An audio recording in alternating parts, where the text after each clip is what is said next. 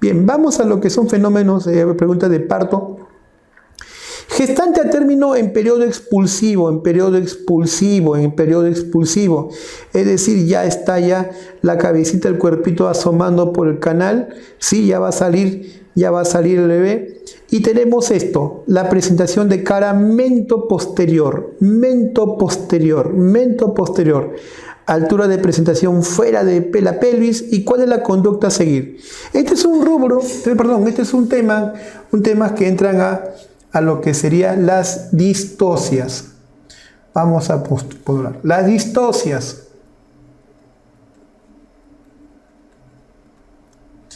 Las distocias es un trabajo de parto anormal o patológico. Y las distocias pueden englobar lo siguiente. Las 3P.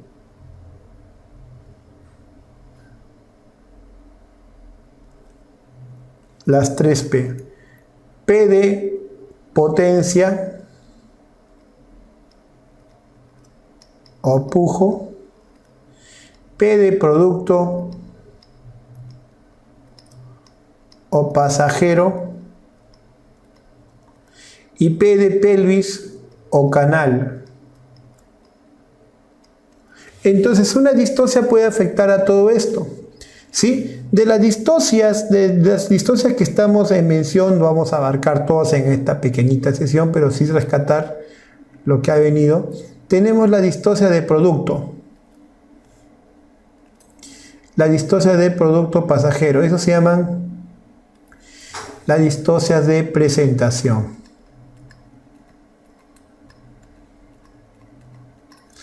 Y ahí tenemos claramente un rubro que viene a ser las deflexiones.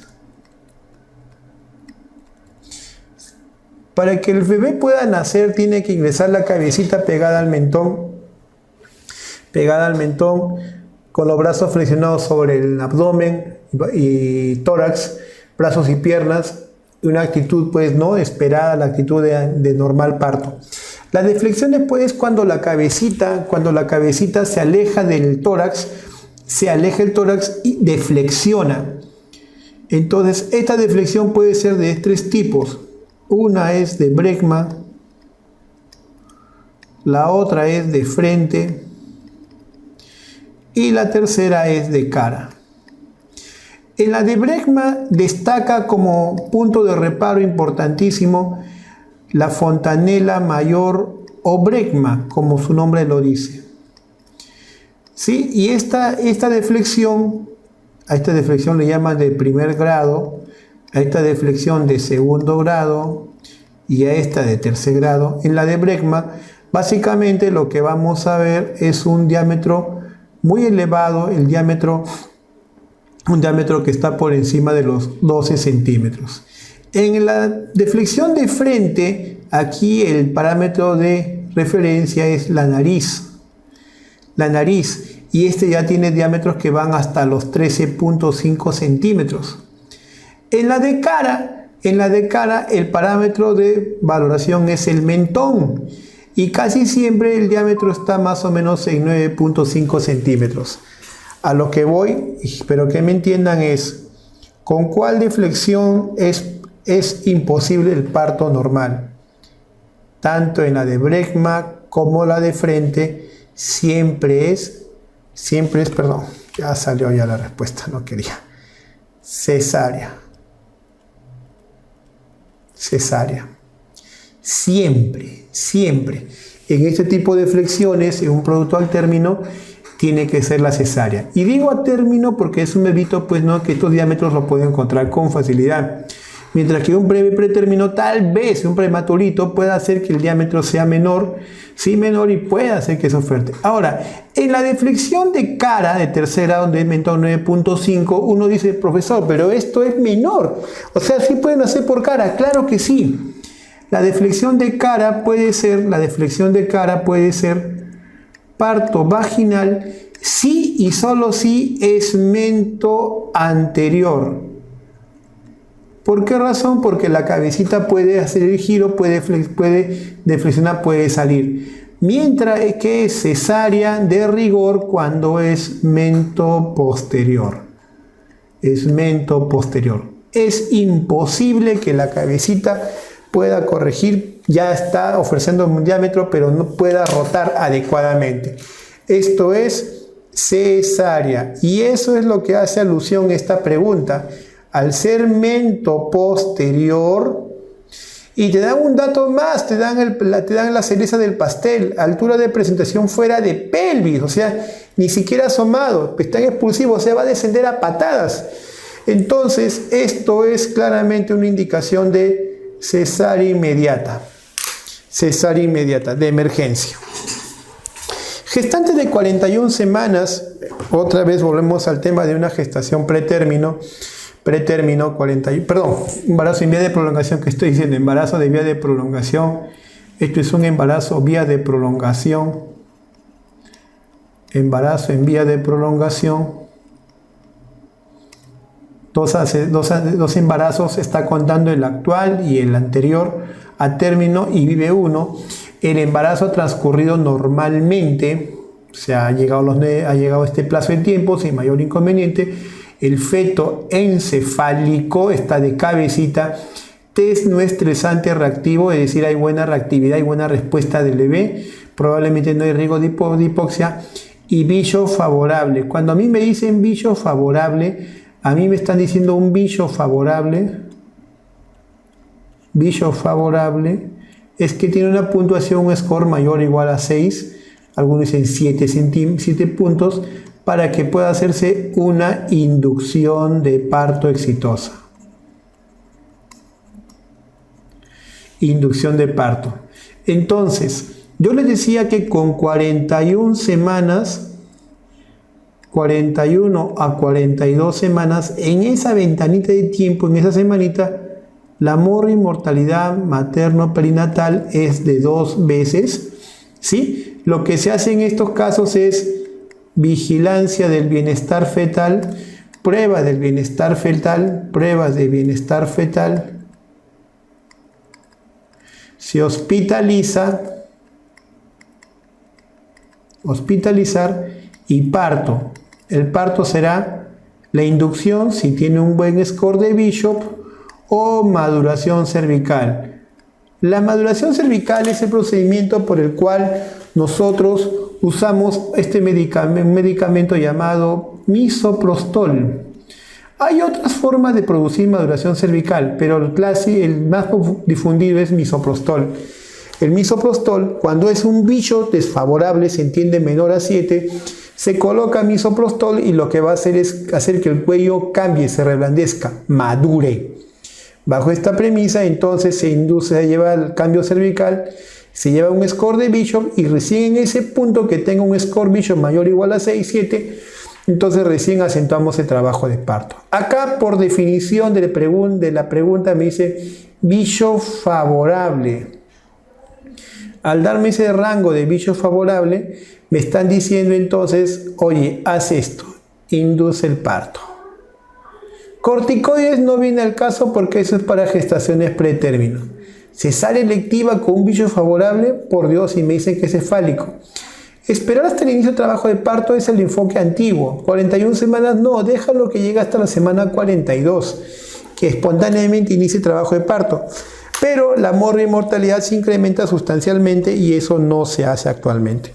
Entonces hay que provocarle parto, siempre y cuando tenga un bicho favorable. Bicho no es favorable, misoprostol. Así que podemos entenderlo así. Vamos a poner acá una flechita, una línea para poder entender esto.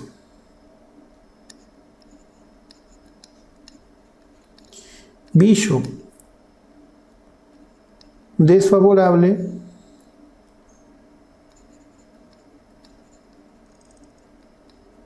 maduración cervical.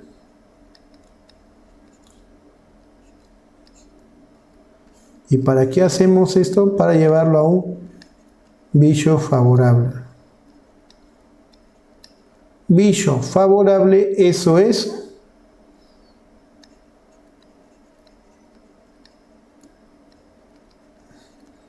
inducción de parto. ¿Y eso a qué va a terminar? A parto. Entonces, esa es la estrategia, ¿no? Frente a un bicho desfavorable hay que hacer maduración cervical. Una vez que el cuello se reblandezca, se logre condiciones óptimas, nos vamos a lo que es inducción de parto con oxitocina. A esto le podemos agregar lo siguiente. Esto es misoprostol. Esto es oxitocina. De esa manera podemos entender la progresión de uno hacia el otro, ¿no? La maduración cervical en inducción de parto. Una cosa importantísima, cuando se emplea misoprostol, casi siempre el misoprostol logra que el cuello madure y de paso produce ya inducción de parto. Es lo que se ve. Los que han hecho internados habrán visto cómo al colocarle misoprostol no solo maduró el cuello uterino, sino de frente se fue a lo que es parto. Eso puede ocurrir.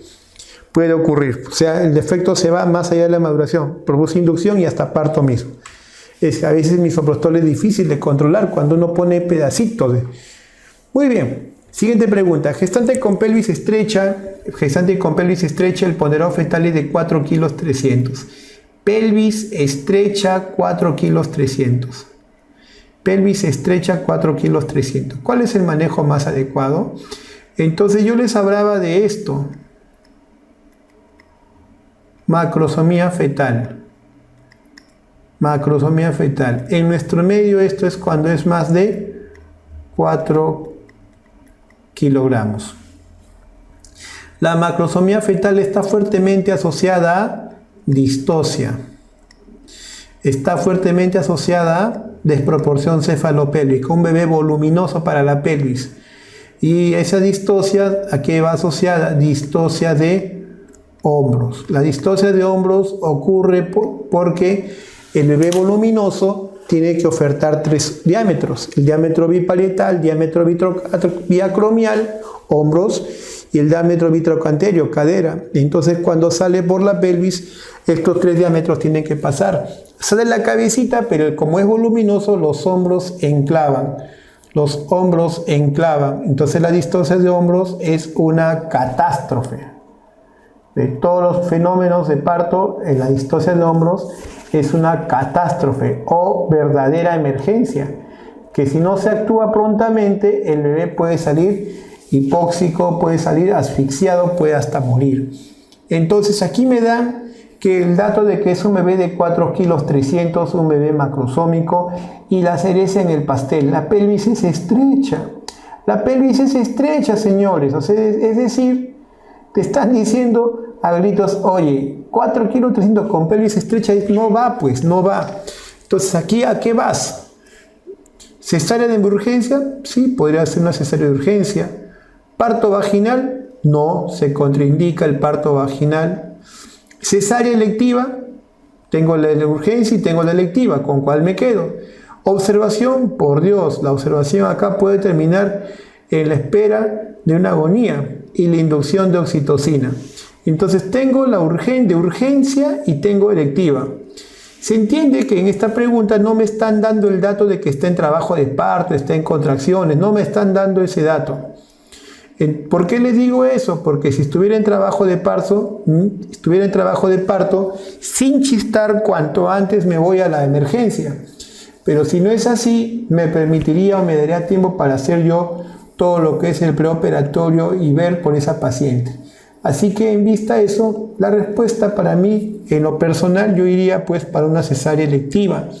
La urgencia estaría bueno en que esta gestante venga ya en trabajo de parto o dilatación. Alguien me puede decir, pero profesor, está con pelvis estrecha, ¿usted va a esperar que sea electiva y de repente arranque pródromos? Lo que pasa es que para el criterio médico nosotros, criterio de la especialidad es que si va a entrar una cesárea, ten presente que la cesárea no es una cosa pues simple, ¿no? Encierra riesgo de mayor hemorragia, de infección perioperatoria, anemia secundaria a la hemorragia que se presenta, son partos más sangrantes. La cesárea de por sí, la paciente puede quedar con complicaciones posanestésicas. Entonces uno tiene que poner en la balanza, ¿no?, todos los pros y contras y minimizar todos esos contras. Así que yo sé la opinión que, mi opinión humilde de esto es que sea preferible pues una pelvis, una cesárea electiva. La pregunta no encierra el dato de que es una emergencia, usted en trabajo de parto, sino yo marcaría la clave A. Esa es mi crítica particular con respecto a esta pregunta. La siguiente es, gestante de 30 años en trabajo de parto con feto macrosómico. Ajá, acá sí me dan el dato, acá sí me ponen trabajo de parto con feto macrosómico y pelvis ginecoide. Feto macrosómico y pelvis ginecoide. La pregunta en qué ha variado con respecto a la anterior, que ahora sí me dice, no, la pelvis es buena, ¿no? Una pelvis acorde. En un parto vaginal, ¿cuál es la complicación probable? En un parto vaginal de un bebé macrosómico, ¿cuál es lo más probable? Entonces, lo he dicho hace un rato, la complicación más probable es esta. Distocia de hombros. Distocia de hombros. Verdadera catástrofe o emergencia obstétrica con mucha mortalidad. La distocia de hombros tiene elevadísima tasa de mortalidad perinatal. Las complicaciones que son terribles, desde la asfixia perinatal,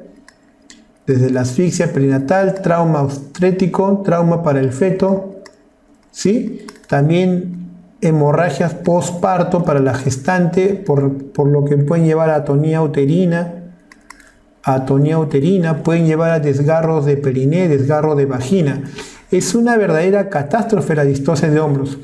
La distocia de hombros puede minimizarse por una serie de acciones. Una de ellas, por ejemplo, es la maniobra de McRoberts, que consiste en extender las piernas, flexionar las piernas, abducir y flexionar las piernas para ganar unos cuantos centímetros de diámetro. Las maniobras de Woods o sacacorcho, la maniobra de Massati,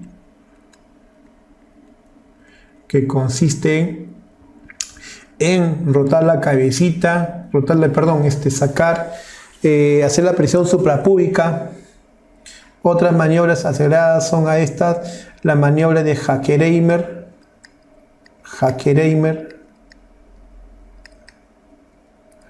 aunque con la maniobra de McRoberts,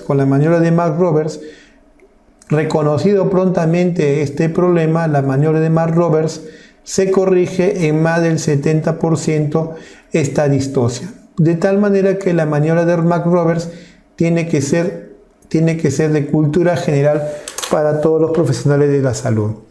Es cierto que la macrosomía fetal encierra este riesgo de distocia de hombros, pero también se ha visto en la estadística que puede haber distocia incluso con fetos de peso adecuado.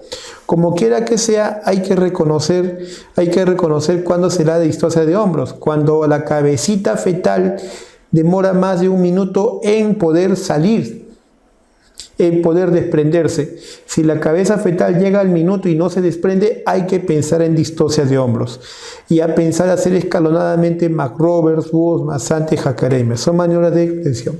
Siguiente pregunta. Mujer de 30 años de edad con gestación única de 35 semanas. 35 semanas, ¿correcto? Antecedente obstétrico, 2 partos a término. Un aborto, un embarazo ectópico, un solo hijo vivo. ¿Cuál es la fórmula obstétrica? G considera las gestaciones. Y cuando es antecedente, se considera la gestación actual. En las gestaciones, por si acaso, van todos los vivos y muertos, sin excepción. Otra consideración importante, en G de gestación, los embarazos gemelares, los embarazos triples, se cuentan como uno. Es una sola gestación, pero con 2 o con 3 productos, gemelar o trillizo, pero es una sola gestación. Considera a todos los vivos y muertos y a cualquier edad gestacional. Otra cosa importantísima es que también considera todos esos productos como son abortos, ectópicos, molas, entran a tallar. La cifra P tiene las siguientes variantes, la primera, la segunda, la tercera y la cuarta. La primerita es para todos los productos a término o mayores o igual a 37 semanas, vivos o muertos, toditos sin excepción. ¿Sí? Vamos a graficarlo esto mejor. ¿Sí? Entonces, la primera cifra considera todos los que son a término mayor o igual a 37 semanas, vivos o muertos. Estas cifras van disgregadas. Si es un gemelar, se desdobla en 2. Si es un triple, se desdobla en 3, se disgrega en 3. La segunda cifra es los pretérminos. Es aquellos que son mayor o igual a 22 semanas. Ojo, mayor o igual a 22 semanas, pero menor a 37 semanas. O mayor o igual a 500 gramos. ¿Sí? Esa es la segunda cifra. Vivos o muertos. Toditos sin excepción. La tercera cifra considera todo lo que es abortos. Abortos, molas, ectópicos. Todos están considerados ahí, cuentan como uno. Y la cuarta cifra es los que viven actualmente. Siempre en la fórmula obstétrica, si la dama está gestando, tiene que considerarse la gestación actual. Entonces, la gestación, tengo la gestación única. Vamos a disgregarlo acá.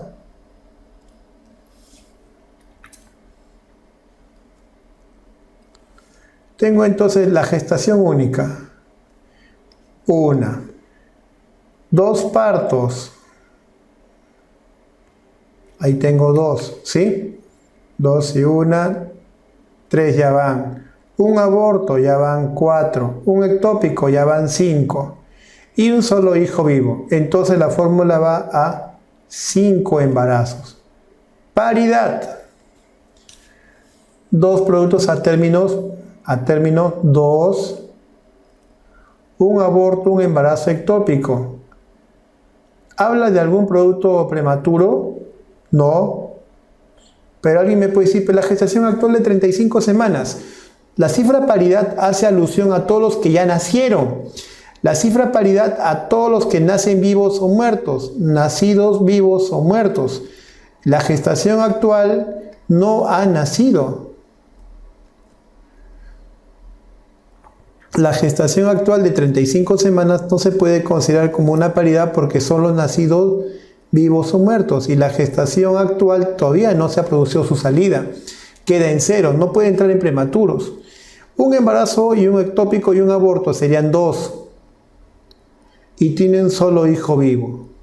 Entonces la fórmula obstétrica sería gesta 5 para 2, 0, 2, 1. La siguiente pregunta, 38 semanas.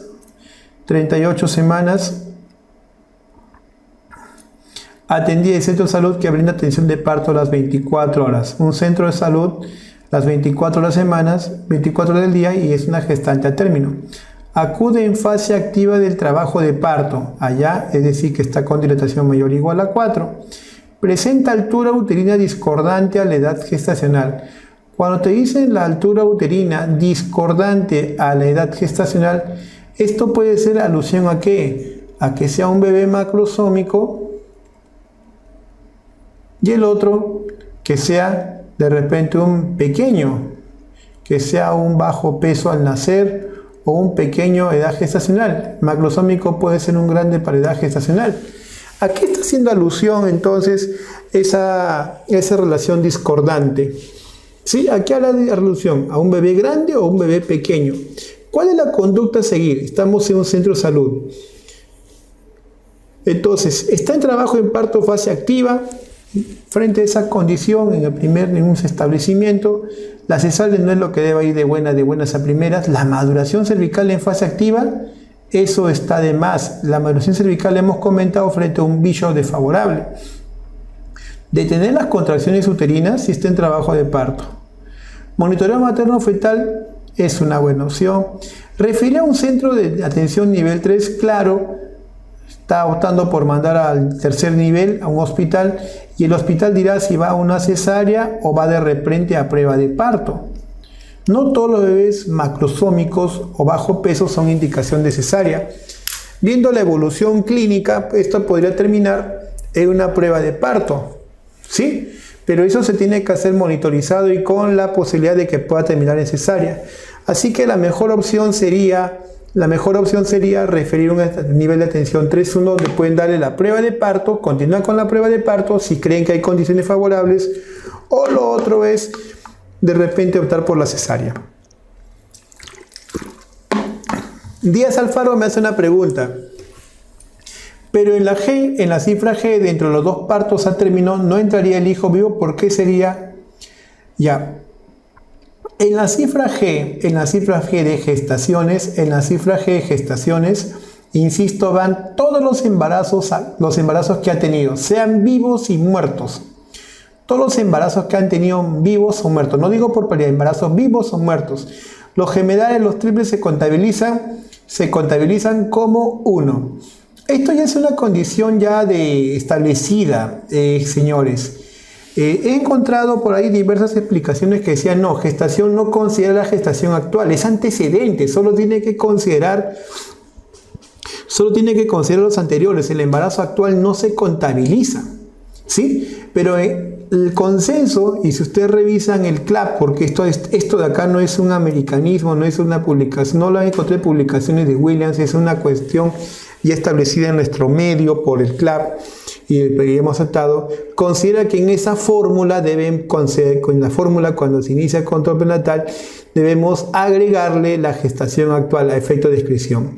Así que al doctor Díaz Alfaro debo decirle que a efectos prácticos en nuestro medio la G considera la gestación actual aunque ésta no haya nacido. Eso ya es una cuestión, digamos, hasta consensuada, ¿no?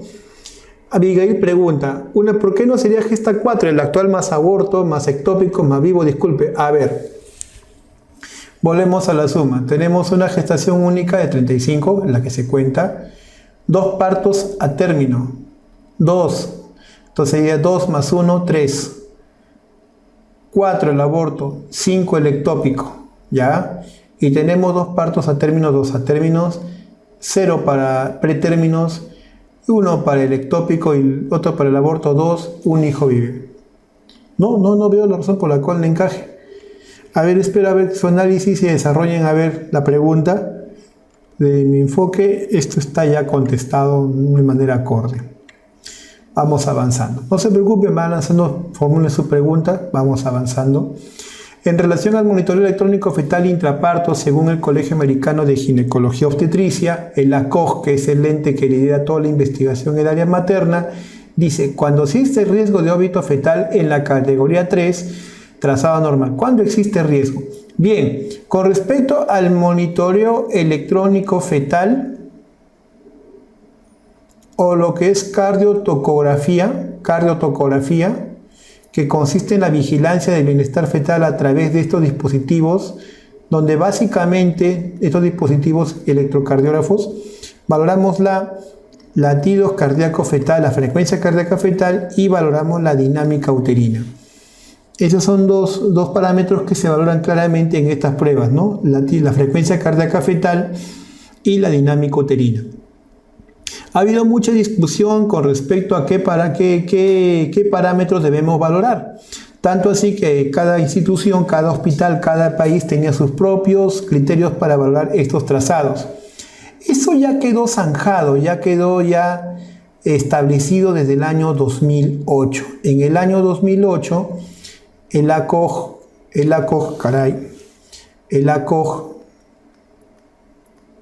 con la Sociedad de Medicina Materno-Fetal y el Instituto de Salud de Estados Unidos, NICH, el National Institute of Child Human Development, establecieron un sistema de tres categorías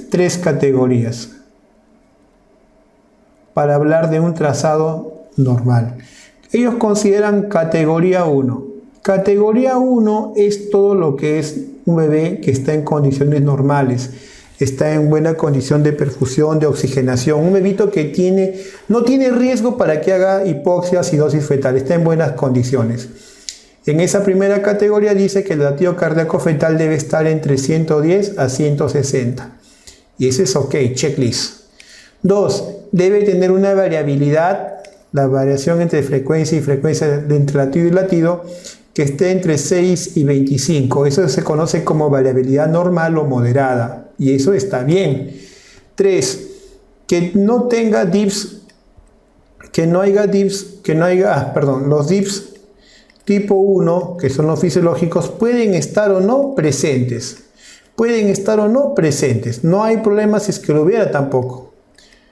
Que los DIPS tipo 2, desaceleraciones tardías y las periódicas, definitivamente tienen que estar ausentes. Check. Y quinto, las aceleraciones de la frecuencia cardíaca fetal pueden estar o no presentes. Check. Entonces, estas son las 5 consideraciones importantísimas de una categoría 1 que me habla de un feto que está en óptimas condiciones. Ahora, en la categoría 3, y me voy a la categoría 3, usted dirá, pero ¿por qué me he salteado? Esto es porque la categoría 2 sale por descarte o omisión. Ahí está. La categoría 3 es definitivamente lo anormal, digamos lo grave, los fetos que están en asfixia. Esta categoría 3 tiene unas 2 consideraciones básicas. 1.